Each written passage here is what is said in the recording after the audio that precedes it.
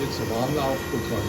Das läuft eine Weile, die wird immer schneller mit der Zeit. Aber das dauert halt auch 10, 15 Minuten. Mhm.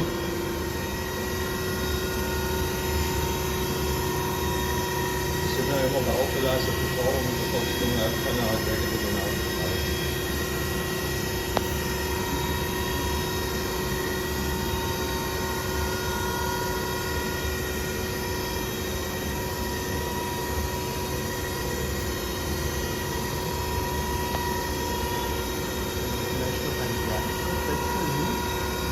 Ich kann jetzt im Warmlaufprogramm noch machen.